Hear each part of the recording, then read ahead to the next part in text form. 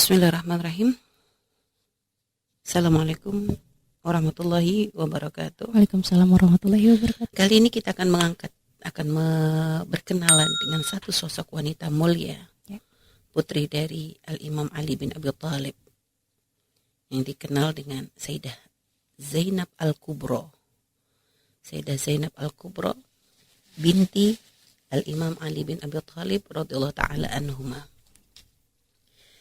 Jadi beliau adalah putri dari Imam Ali dan juga Sayyidah Fatimah. Beliau mengumpulkan banyak keutamaan. Dari sisi nasab saja sudah sangat luar biasa. Kakeknya adalah Rasulullah. Neneknya adalah Sayyidah Khadijah. Ayahnya adalah Al-Imam Ali Battal, seorang pahlawan, pemimpin. Ibundanya adalah Sayyidah Fatimah, Sayyidah Nisa al-Alamin. Ya, jadi pemimpin yang wanita dunia, pemimpin wanita di surga, Sayyidah Fatimah Az-Zahra. Dan juga beliau punya saudara yang luar biasa, yang dikenal sebagai Sayyidai Syababi Ahlil Jannah. Dua pemimpin, yaitu dua orang pemimpinnya pemuda ahli surga, yaitu Al-Imam Abu Muhammad atau Sayyidina Hasan, dan juga Abu Abdullah, Al-Imam Abu Abdullah, Sayyidina Husain radhiyallahu ta'ala anhuma. Dan dikatakan beliau ini terlahir di masa Rasulullah masih hidup. Jadi kalau dengan Rasulullah masih nemui. Tapi kalau dengan Sayyidah Khadijah enggak. Enggak, karena Sayyidah Khadijah wafat di Makkah sebelum Rasulullah hijrah. Sedangkan kelahirannya Sayyidah Zainab ini adalah di tahun kelima setelah hijrah. Ada mengatakan tahun kelima, ada mengatakan tahun keenam. Jadi selisihnya tuh nggak banyak, selisih setahun seperti itu. Dengan Sayyidina Hasan, Sayyidina Husain, lalu Sayyidah Zainab. Jadi beliau lahir antara tahun kelima atau tahun keenam. Dan juga perlu mengingatkan, untuk membaca kisah tentang Sayyidah Zainab ini harus hati-hati. Karena ada sejarah yang ditulis oleh orang-orang Syiah. Yang terkadang ya mengangkat di satu sisi tapi menjatuhkan yang lain di kisah yang lain. Jadi begitu. Jadi makanya harus selektif. Kita sendiri kalau mau mencari ini ngelihatnya tuh sampai ke bawah-bawah gitu kan. Artinya ya ngelihat apakah memang ini nih tulisan dari siapa gitu kan. Sumbernya dari mana gitu kan. Artinya harus melihat, karena ada kadang menceritakan tentang beliau, memang beliau orang mulia, kita nggak mengingkari, tapi ada yang kadang sampai berlebihan sekali. Jadi sampai berlebihan sekali sehingga akhirnya ya sudah tidak benar di situ. Nah, makanya di sini kita memang harus selektif. Makanya tadi juga memang ada juga mengatakan perlu dididik oleh Sayyidah Khadijah. Nggak ketemu judulnya. Sayyidah Khadijah wafat di tahun berapa? Sayyidah Khadijah wafat 3 tahun sebelum hijrah. Nah, kurang lebih di tahun antara 10 Ba'dal Bi'tsah. Artinya setelah Rasulullah diutus, yaitu kan sebelum peristiwa Isra dan Mi'raj. Nah, setelah itu jadi beliau sama sekali tidak menemui Sayyidah Khadijah, tapi kalau Rasulullah menemui tapi tidak lama, karena Rasulullah wafat di antara tahun 10 atau 11 Hijriah. Dan Rasulullah SAW memberi nama beliau dengan Zainab karena memang kelahiran beliau itu tidak lama setelah wafatnya, artinya ini adalah ihya'an lidzikra. Jadi untuk mengingat putri beliau yang telah meninggal, yaitu Sayyidah Zainab, yang memang tidak lama setelah wafatnya Sayyidah Zainab itu diceritakan terlahirlah Sayyidah Zainab yang ini, gitu. Sehingga oleh Rasulullah diberi nama Zainab. Dan Sayyidah Zainab ya dari kecil itu sudah diuji dengan ujian yang luar biasa. Ketika beliau berusia 5 tahun. Beliau harus kehilangan sosok seorang kakek yang penyayang. Sosok seorang kakek yang luar biasa. Itu Rasulullah SAW. Itu Rasulullah wafat di usia beliau yang masih 5 tahun. Ya kalau ini lagi senang-senangnya ya. Apalagi Rasulullah tuh kalau dengan cucu-cucunya itu sangat penyayang. Artinya kebayang banget gimana rasanya kehilangan seorang sosok yang sangat luar biasa seperti Rasulullah SAW yang ketika menunjukkan cinta kepada putrinya, kepada cucunya tuh benar-benar luar biasa gitu loh.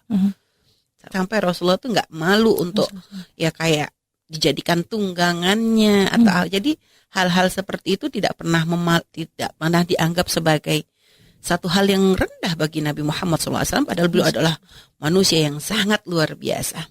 Karena ada sebagian orang kadang guyon begitu dengan anak atau ini gengsi, tapi beliau tidak pernah seperti itu. Dan artinya tentu ini adalah menimbulkan kesedihan yang sangat luar biasa di hati Sayyidah Zainab Al-Kubra di usia yang seperti itu, kehilangan sosok yang Masya Allah, yang membawa artinya benar-benar menjadi idola bagi beliau, yaitu Rasulullah SAW. Yang ternyata tidak lama setelah wafatnya Nabi Muhammad, ya ada asyhur qalilah, yaitu kurang lebih setelah berapa bulan setelah wafatnya Rasulullah, kurang lebih 6 bulan, disusul oleh ibundanya yang luar biasa, yaitu Sayyidah Fatimah Az-Zahra, yang memang tidak mampu berpisah dengan Rasulullah SAW. Akhirnya oleh Allah dipilih menjadi orang yang pertama menyusul Nabi Muhammad SAW dari keluarga beliau. Dan ketika wafat, Sayyidah Fatimah berpesan kepada dua putranya, Sayyidina Hasan dan Sayyidina Husain, untuk menjaga dan merawat menjaga dan merawat putri beliau, Sayyidah Zainab, sehingga dikatakan ya dirawatlah oleh Sayyidina Hasan dan Husain. Beliau mendapatkan ya walaupun di usia kecil, akan tetapi cucu-cucu Nabi memang spesial, karena mereka sudah memang akhlak sudah terbentuk dari keluarga yang seperti itu, sehingga terlahirlah ya memang anak-anak yang kecil akan tapi Masya Allah sudah mempunyai keimanan yang luar biasa. Bahkan dikatakan Sayyidina Hasan sendiri sudah meriwayatkan hadis dari Rasulullah itu di usia yang masih kurang lebih 7 tahun. Karena ditinggal Nabi di usia 8 atau 7 tahun. Tapi ternyata beliau sudah mengingat ada pesan-pesan Rasulullah yang didengar dan dihafal oleh beliau dan diriwayatkan oleh beliau. Sayyidah Fatimah berpesan kepada Sayyidina Hasan dan Husain untuk menjaga, menemani, dan juga menjadi pengganti ibu bagi Sayyidah Zainab yang saat itu ya masih kecil. Dan memang oleh Allah sudah diatur, artinya memang Sayyidah Zainab ini memang sudah diuji dengan ujian yang seperti itu, kehilangan sosok-sosok yang mulia di masa kecil beliau, karena memang nanti akan tiba satu masa di mana beliau itu memang akan diberi ujian yang sangat-sangat berat oleh Allah Subhanahu wa taala. Dan itu dipersiapkan dari ketika beliau kecil dengan ujian yang berat untuk menjadikan beliau itu wanita yang kuat, karena nantinya beliau akan menjadi saksi sejarah kelam, ya, artinya saksi sejarah kelam yang menimpa cucu Rasulullah SAW, menimpa saudara beliau yaitu Sayyidina Husain radhiyallahu taala anhu. Sayyidah Zainab ini dikenal sebagai seorang wanita yang aqilah labibah. Aqilah itu ya berakal, artinya cerdas, pintar ya. Berakal. Labibah itu cerdas. Aqilah, labibah itu berakal, cerdas. Dan beliau tuh dikenal sebagai seorang yang baik dalam berbicara. Jadi kalau menyampaikan itu enak gitu. Karena ada orang pintar tapi kadang menyampaikan nggak bisa. Tapi kalau beliau tuh memang dikenal selain pintar, cerdas, beliau juga pintar dalam menyampaikan keilmuan. Dan juga dikenal sebagai seorang wanita yang pemberani. Dan beliau juga termasuk sawamah qawamah. Artinya beliau adalah seorang yang sawamah, ahli puasa, qawamah adalah rajin bangun malam. Dan itu memang kayaknya memang benar-benar menjadi ciri khas semua ahli bait Rasulullah sallallahu alaihi wasallam. Semua istri beliau, putri beliau, nggak ada nggak begitu. Jadi memang sudah ciri khas. Artinya ya kemuliaan mereka itu bukan hanya karena sambung nasabnya dengan Rasulullah atau kedekatan, ada kekerabatan dengan Rasulullah, tapi memang ibadah mereka semua itu adalah luar biasa. Jadi tidak hanya berbangga dengan kedekatan dengan Nabi, tapi memang mereka sendiri adalah orang yang sangat dekat dengan Allah. Artinya ya sangat berupaya untuk mencari cara bagaimana mencari ridho Allah itu dengan segala kemuliaan, kan gitu. Ya. Dan juga dikatakan beliau ini punya orang yang punya kepekaan tinggi, ya, kepekaan tinggi dalam memahami segala sesuatu itu. Beliau itu cerdas gitu ya, tanggap. Jadi idrak, guwatul idrak itu maksudnya ya dalam menangkap segala sesuatu tuh sangat bagus, sangat cepat, sehingga akhirnya dikatakan ayahandanya dan saudaranya Sayyidina Hasan dan Sayyidina Husain itu seringkali mengajak beliau bermusyawarah dalam berbagai permasalahan. Jadi menjadikan beliau itu sebagai rujukan, jadi bertanya, jadi diajak selalu dalam menyelesaikan permasalahan ini beliau selalu dilibatkan. Itulah kepribadiannya Sayyidah Zainab radhiyallahu taala anha. Dan beliau dinikahi, akhirnya pun beliau menikah dengan masih kerabat dengan Sayyidina Ali, ya, yaitu putra dari Sayyidina Ja'far ibn Abi Thalib, berarti saudara dari Imam Ali. Yaitu beliau menikah dengan putranya bernama Abdullah. Jadi Sayyidina Abdullah ya, termasuk sahabat yang termasuk minas sahabah ya. Dia termasuk dari sahabat, yaitu putra dari Imam Sayyidina Ja'far ibn Abi Thalib radhiyallahu taala anhuma. Dan terlahirlah dari pernikahan tersebut putra-putra yang diberi nama Ali, lalu Aunan al-Akbar, lalu Abbas, dan Muhammad, dan juga Ummu Kulthum. Jadi, tapi riwayat ini banyak, ada yang mengatakan anaknya banyak, ada yang mengatakan ya ini, Ali, Aunan al-Akbar, Abbas, Muhammad, dan Ummu Kulthum. Itu adalah putra beliau. Putra-putra beliau dengan pernikahannya dengan Sayyidina Abdullah. Tapi memang tidak banyak diceritakan tentang pernikahan beliau. Jadi kita mencoba mencari beberapa referensi tentang kisah beliau itu, tidak diceritakan perjalanan pernikahannya, dan juga ya akhirnya memang ya sudah kita jadi memang sekarang mungkin bisa fokus saja kepada kisah beliau. Sayyidah Zainab ini, beliau adalah orang yang berkecimpung dalam dunia politik tapi di balik layar. Ya karena tadi dikatakan ya bahwa beliau tuh memang menjadi rujukan, artinya diajak bermusyawarah oleh Imam Ali dan juga saudara-saudaranya dalam masalah politik negara yang saat itu memang tidak indah ya. Artinya sudah mulai ada banyak orang-orang yang menyusup di dalam kekuatan orang-orang Muslim. Ada golongan Khawarij yang mereka begitu mudahnya mengkafirkan orang lain. Ada golongan yang mengatakan mengaku pecinta ahli bait, tapi ternyata ya begitu, mulai mengadu domba antara ahli bait dengan para sahabat. Jadi itu masa-masa yang luar biasa. Masa-masa ketika Imam Ali, Sayyidina Ali memimpin menjadi khalifah, itu masa yang paling berat. Karena banyak sekali orang yang memang bertujuan untuk memecah belah. Dan Sayyidah Zainab melihat itu semua. Beliau juga harus melihat bagaimana ayahandanya harus terjun dalam perang Jamal dan Siffin. Yang perang ini berbeda dari perang-perang yang sebelum-sebelumnya. Karena ini adalah perang yang sangat menimbulkan kesedihan. Karena perangnya bukan melawan orang kafir. Akan tetapi sesama orang Muslim. Perang Jamal pernah kita ceritakan. Ini adalah peperangan yang terjadi ya karena adu domba dari sekelompok orang. Sehingga terjadilah perang antara kelompoknya Imam Ali dengan kelompoknya Sayyidah Aisyah. Yang sebenarnya beliau tidak ada. Beliau adalah orang-orang mulia. Hanya saja selalu ada orang yang bermain. Tapi kok mungkin ada bahasa, tapi kenapa orang-orang soleh kok bisa terbawa? Karena ini berkaitannya bukan hanya beliau, tapi ada pengikutnya.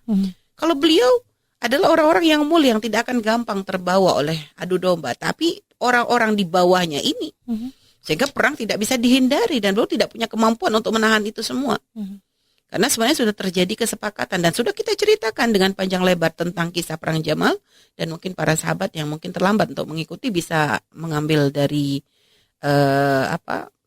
silsilah yang pernah kami sampaikan tentang Sayyidah Aisyah radhiyallahu taala anha dalam bab terakhir mungkin ya, pembahasan terakhir kita tentang sejarah beliau itu kita membahas tentang perang Jamal yang terjadi antara beliau dengan Imam Ali. Yang semuanya adalah orang-orang mulia dan tidak boleh kita berprasangka buruk kepada para sahabat, terutama kepada orang-orang yang dekat dengan Rasulullah sallallahu alaihi wasallam. Yaitu perang Siffin pun sama dengan sesama sahabat juga. Yaitu dengan Muawiyah Ibn Abi Sufyan. Jadi Imam Ali harus terjadi peperangan kembali. Ya karena itu tadi perbedaan dalam memahami, dan kita pun tidak boleh gampang mengkafirkan atau mengatakan oh ini yang salah. Allah kita pasrahkan. Yang jelas mereka adalah sahabat-sahabat Nabi, dan berprasangka buruk kepada sahabat Nabi bukan hal yang dibenarkan, karena Rasulullah sendiri sudah mengisyaratkan bahwasanya para sahabat Rasulullah itu adalah orang-orang yang adil. Artinya mereka adalah orang-orang yang dididik oleh Rasulullah SAW. Mereka pernah melihat Rasulullah, pernah berperang bersama Rasulullah, dan pengorbanan mereka luar biasa. Jadi nggak boleh seenaknya kita langsung menghakimi. Jangan seperti kelompok Khawarij yang mengatakan la hukma illallah, nggak ada hukum selain Allah, lalu mengkafirkan siapapun. Nggak seperti itu. Itu bukan cara kita. Ya, maka kita intinya hal tersebut terjadi di zaman Imam Ali sampai bagaimana Rasulullah juga bagaimana si Imam Ali juga memerangi orang-orang Khawarij yang saat itu memang ya itu tadi mereka membuat kerusakan ya, sampai akhirnya pun ternyata Imam Ali pun dibunuh oleh salah seorang di antara mereka. Yang sudah pernah kita ceritakan bagaimana Imam Ali dibunuh oleh seorang yang ikut berjamaah di belakangnya Imam Ali. Dan Imam Ali pun harus mati syahid di tahun ke-40 Hijriah ya. Selanjutnya tidak lama setelah Imam Ali wafat disusul kembali oleh Sayyidina Hasan radhiyallahu taala anhu yang wafat juga dikarenakan diracun oleh istri beliau. Dalam riwayat ya ada salah satu istri dari Imam Hasan yang ternyata meracuni dikarenakan yaitu tadi atas perintah Yazid putra dari Muawiyah, dari sahabat Muawiyah. Jadi Yazid putra dari sahabat Muawiyah di dalam satu riwayat memerintahkan kepada salah satu istri Sayyidina Hasan untuk meracuni Sayyidina Hasan dengan iming-iming jika nanti Sayyidina Hasan mati maka wanita tadi akan dinikahi oleh Yazid. Dan ketika Imam Sayyidina Hasan meninggal dunia maka saat itu si wanita yang celaka ini ya, wanita celaka dinikahi oleh orang soleh ternyata nggak mendapat kebaikan. Jadi akhirnya mendatangi Yazid untuk menagih janji Yazid. Dan ya karena Yazid adalah bukan orang yang baik, bukan orang yang benar ya. Namanya memerintahkan bunuh ya jelas bukan orang yang jelas fasik. Artinya ya banyak riwayat mengatakan beliau adalah ada yang mau sebagian kelompok yang membela. Akan tetapi kalau dari kisah sejarah ya ini kalau kita Yazid bukan sahabat jadi beda. Tapi kalau Sayyidina Muawiyah termasuk minas sahabat jadi jangan kita. Tapi kalau Yazid bukan. Dan memang ya dari kisah memang banyak hal-hal yang kurang ya, termasuk peristiwa Karbala sendiri kan ini juga termasuk apakah atas perintah Yazid ataukah ini adalah inisiatif dari yang jelas ya beliau dia selalu terlibat. Dan dalam kisah riwayat Imam Sayyidina Hasan pun seperti itu dan akhirnya Yazid berkata kepada istri dari Sayyidina Hasan yang meracuni Sayyidina Hasan, engkau saja tidak layak untuk Hasan, bagaimana engkau layak untuk menjadi istriku? Akhirnya wanita celaka ini pun terhina kan.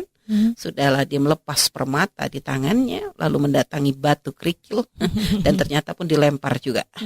Ya maka hati menjadi seorang wanita hati-hati. Kita ya subhanallah zaman sekarang lebih berat ujiannya juga berat. Berapa banyak kadang wanita-wanita meninggalkan yang halal untuk mencari keharaman. Naudzubillah. Makanya jangan gampang terperdaya dengan janji-janji. Ketika kita sudah menjadi seorang istri, artinya bukan hanya istri, menjadi seorang wanita. Jaga mata, jaga pandang, jaga telinga kita, jaga pribadi, perilaku kita, akhlak kita. Jangan menjadi wanita yang rendah. Jangan merendahkan diri kita hanya untuk laki-laki yang tidak halal. Dan ketika sudah Allah bukakan pintu halal, maka lebih kita menjaga lagi, mencari ridho suami kita untuk mencari ridho Allah. Jangan sampai tergoda dengan bisikan-bisikan syaitan yang mengajak untuk kita jauh dari apa yang disyariatkan oleh Nabi kita, Nabi Muhammad SAW, terberdaya dengan janji-janji palsu, yang akhirnya menjadikan kita terjerumus kepada kehinaan di dunia. Dan itu adalah muqaddimah kehinaan di akhirat. Naudzubillah. Baik, dan sampai akhirnya Sayyidah Zainab pun ya termasuk mengikuti perjalanan Sayyidina Husain ketika beliau akan melakukan perjalanan ke Irak dikarenakan permintaan dari banyak orang yang ingin membaiat Sayyidina Husain. Dan Sayyidina Husain bukan orang yang mengejar pangkat. Hanya saja itu berpikir kemaslahatan umat. Jadi umat sudah tidak nyaman dengan Yazid sehingga berharap Sayyidina Husain ini untuk segera mengambil alih kepemimpinan. Dan bukan karena beliau rindu dengan jabatan. Bagi para kekasih-kekasih Allah, pangkat jabatan itu bukan sesuatu yang spesial. Ini adalah beban tanggung jawab. Hanya di saat ini adalah berpikir kemaslahatan umat. Mau tidak mau menjadikan Sayyidina Husain pun harus memilih. Yang ternyata beliau ditipu. dengan orang-orang yang mengaku pecinta-pencintanya, ternyata malah meninggalkan Sayyidina Husain diperlakukan seperti itu.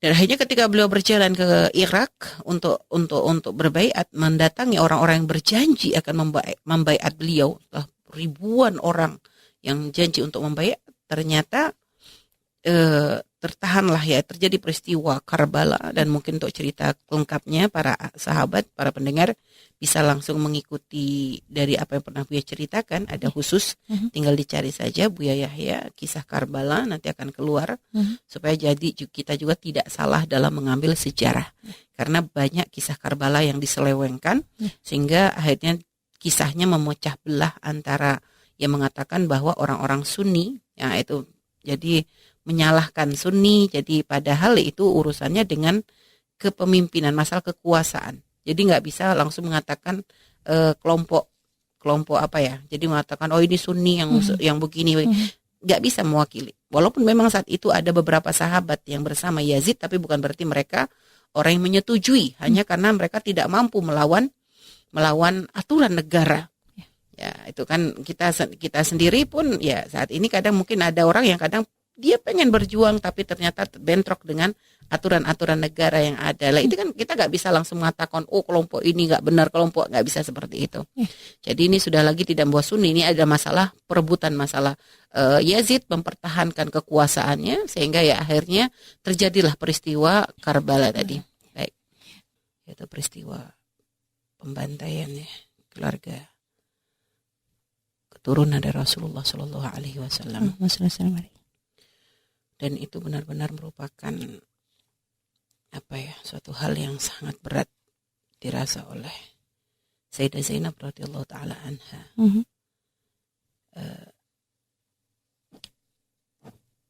Di saat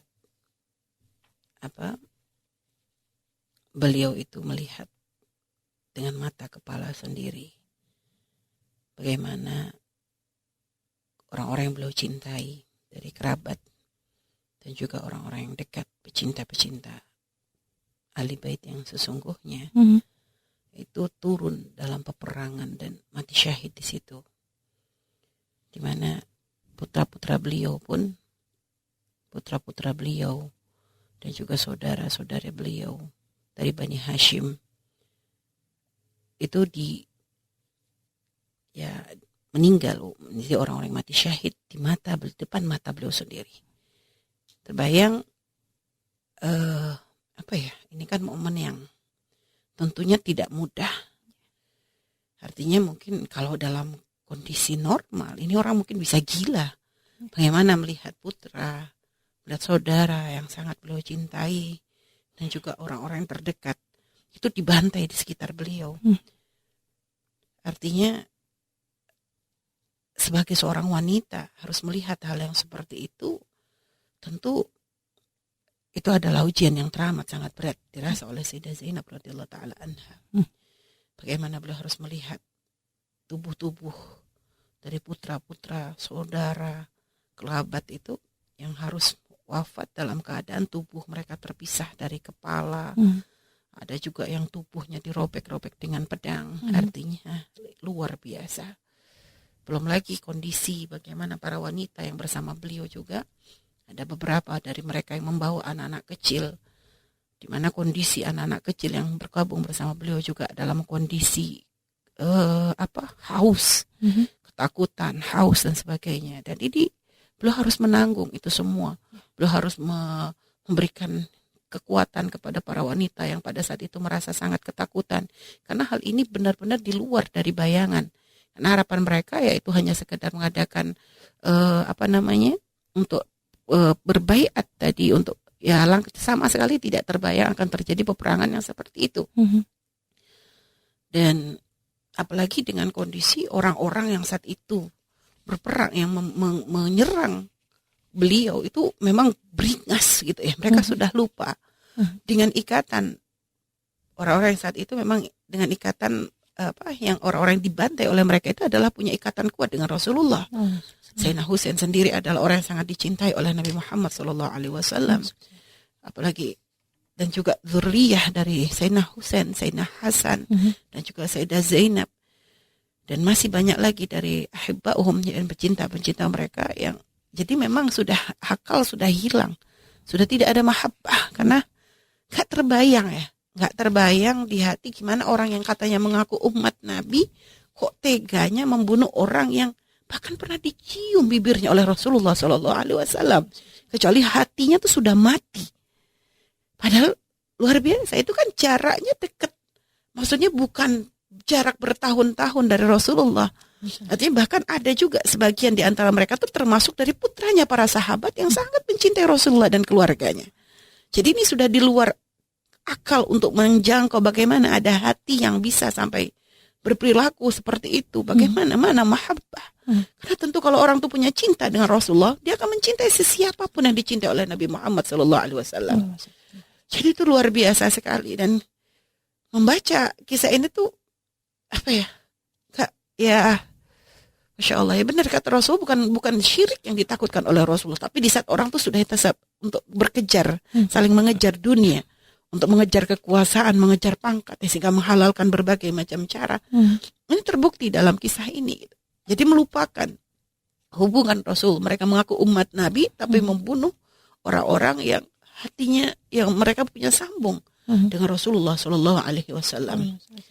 Kan tapi Sayyidah Zainab berupaya, itu bukan ringan bagi beliau, berat, tapi beliau berupaya untuk tegar karena beliau pengen menguatkan hati para wanita yang saat itu terpukul, di mana beliau melihat Sayyidah Sukainah, putri dari Sayyidina Husain, yang menjerit karena ketika melihat ayahandanya dibantai di depan matanya. Sayyidah Zainab berupaya untuk menjadi wanita yang tegar, menguatkan, dan mungkin kalau misalnya bisa pun dia mungkin pengen menjerit ketakutan dan sebagainya, tapi ya ditahan karena beliau pengen menguatkan yang lainnya. Dan bahkan beliau pun tegas ketika para pembunuh dan pembantai Sayyidina Husain dan pengikutnya saat itu pun sudah akan memasuki hemahnya para wanita, beliau langsung menghantam mereka semua. Sungguh perilaku kalian tuh tidak menunjukkan perilaku bahkan di kalangan orang Arab jahiliyah pun nggak ada orang laki-laki tuh bisa masuk seenaknya ke wilayah wanita tuh. Itu bukan akhlaknya orang jahiliyah sekalipun gitu. Tapi itu pun ternyata dilakukan oleh orang-orang yang mengaku seorang muslim. Itulah keanehan ya. Artinya kalau sudah hawa nafsu sudah diperbudak, artinya jiwa seorang sudah diperbudak dengan mahabbah kepada pangkat, ini artinya segala sesuatu pun akan dihalalkan. Dan Sayyidina Zainab dalam kondisi seperti itu gitu ya, beliau pun sempat berteriak gitu ketika melihat peperangan yang sangat-sangat tidak imbang, lalu melihat keluarga beliau dibunuh di depan mata beliau tuh berteriak dengan suara yang keras, ya Muhammadah, ya Muhammadah. Jadi itu kalau ya dalam bukan berarti ini suul adab dengan Rasulullah, karena memang dalam bahasa Arab itu kadang ya ini panggilan kayak menunjukkan ya mungkin teriakan kalau orang tuh sudah ya berat ya, berat gitu kan. Beliau berteriak memanggil kakek beliau, ya Rasulullah, ya Rasulullah, kayak gitu. Hadzal Husain fil Arab. Ya, jadi ini Sayyidina Husain ini mendapat perlakuan yang seperti ini. Muzammal bitima, dia berselimut darah. Muqatta'il a'dha, tubuhnya terpotong-potong. Dan ini juga lalu manggil ya Muhammad. Ini juga hadza banatuka sabaya. Dan ini putri-putrimu dijadikan sandra. Dan dzurriyyataka qatla, anak keturunanmu dibunuh. Terus wa alaiha riyah, yang akhirnya dihapus oleh angin. Ya ini, jadi beliau tuh masih berteriak gitu, mengadu kepada kakeknya. Ya berteriak memanggil kakeknya, bentuk dari kesedihannya akan keadaan yang saat itu berlaku. Karena beliau adalah orang yang dekat dengan Rasulullah. Dan subhanallah, gak ada hati yang mendengar ungkapan beliau ya. Hati yang kalau memang masih punya hati tentu akan menjadikan air mata menetes, dan juga hati pun akan merasa sangat sedih. Karena itu kan ya semacam kesedihan yang teramat sangat. Bagaimana orang yang mengaku umat Nabi berlaku seperti itu kepada cucunya Rasulullah Shallallahu Alaihi Wasallam. Dan juga beliau pun berkata dalam syair yang beliau lantunkan, "Madza taquluna in qala an-nabi lakum, madza fa'altum wa antum akhirul umam?" Apa yang akan kalian katakan ketika Nabi bertanya kepada kalian, madza fa'altum, apa yang kamu lakukan? Wa antum akhirul umam, sedangkan kalian adalah umat yang terakhir. Dan dikatakan khairul umam, umat yang terbaik. Mereka mengaku umat Nabi, tapi ternyata ini perlakuanmu gitu loh.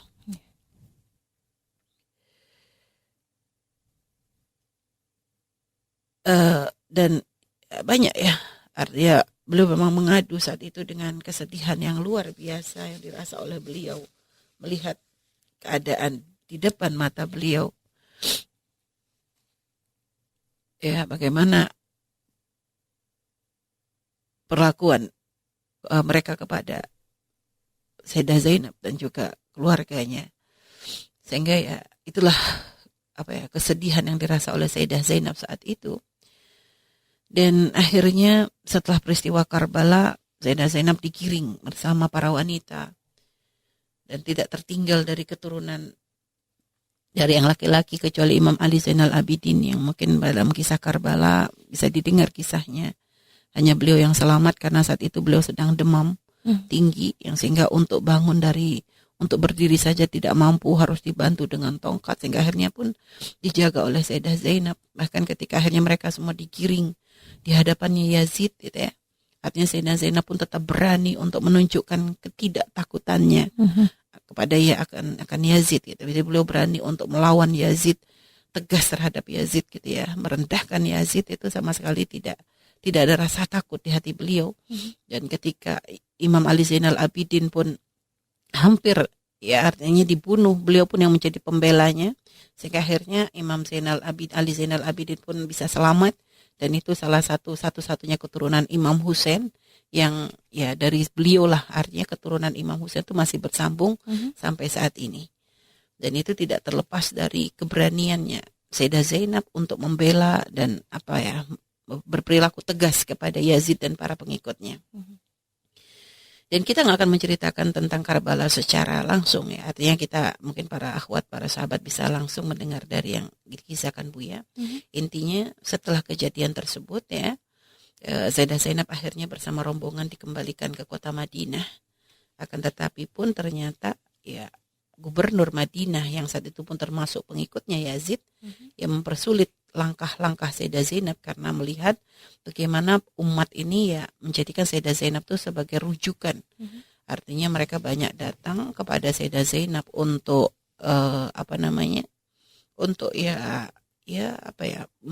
karena mereka pun mengakui bahwa Sayyidah Zainab ini adalah orang yang memang mempunyai kemampuan keilmuan yang luar biasa.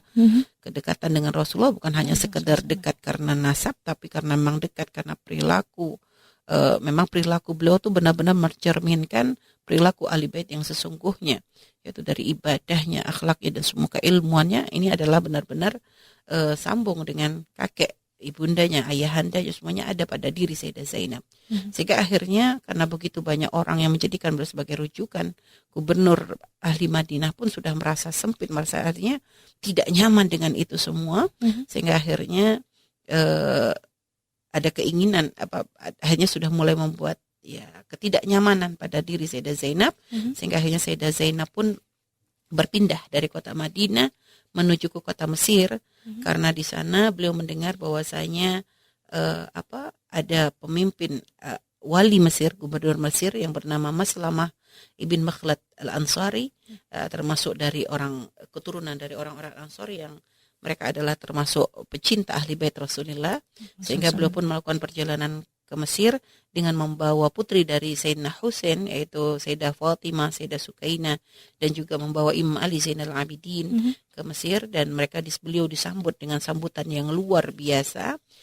Sehingga tempat beliau sekarang ini kalau misalnya bisa dilihat itu telah menjadi masjid ya, diabadikan menjadi masjid yang bernama Masjid Sayyidah Zainab. Ini saat ini dibangun masjid di situ, yaitu karena memang beliau pernah tinggal di situ. Dan dikatakan akhirnya beliau pun menetap di Mesir ya. Untuk berapa lamanya tidak ini juga tidak ada riwayat yang jelas. Yang jelas beliau ketika berada di Mesir pun menjadi rujukan orang-orang Mesir saat itu. Untuk menjadikan mereka semua bertanya kepada Sayyidah Zainab perkara agama, masalah fikih ini dan semuanya. Dan juga mereka pun datang kepada Zainab ya karena dengan berharap doanya, karena ya bertawasul kepada orang yang soleh, yang solehah, karena beliau adalah orang yang dekat dengan Allah, sehingga pun banyak orang datang dengan mengharap keberkahan dari doa-doa beliau. Hanya memang menjadikan tempat beliau itu tidak pernah sepi dikunjungi oleh orang. Dan berbeda banyak pendapat mengatakan kapan Sayyidah Zainab wafat. Ada yang mengatakan bahwa beliau wafat di tahun 62 ya, 62 setelah Hijriah. Tapi tidak ada kepastian, dan di manakah beliau dimakamkan itu juga tidak ada kejelasan. Ada yang mengatakan bahwa beliau sempat melakukan perjalanan lagi ke Dimashq, makam beliau di Dimashq, yaitu ibu kota Syria. Ada yang mengatakan bahwa beliau dimakamkan di kota Mesir, akan tetapi pun tidak diketahui, tidak ada kejelasan bagaimana, apakah memang benar ada kuburan beliau di Mesir.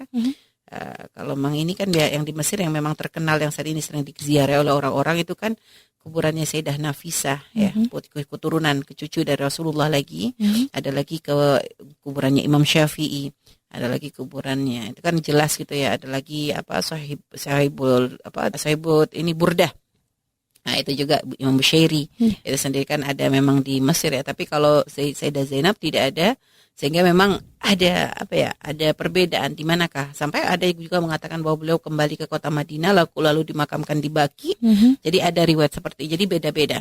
Yang jelas tidak ada kejelasan di manakah beliau dimakamkan ya. Tidak tahu juga penyebabnya apa kok sampai tidak diketahui seperti itu ya.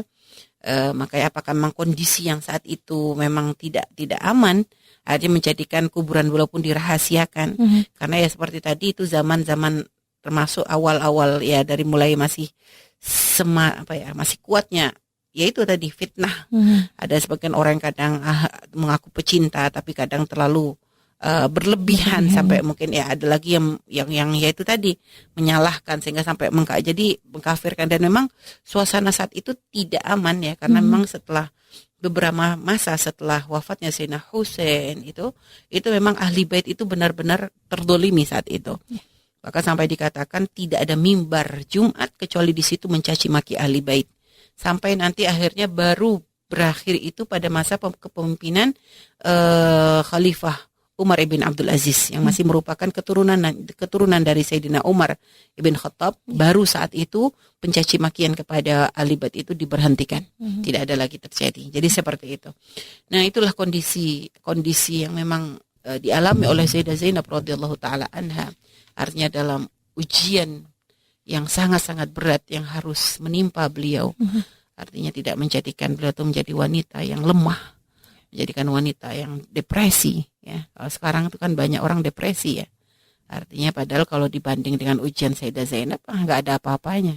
Nggak ada secuilnya ibaratnya ya.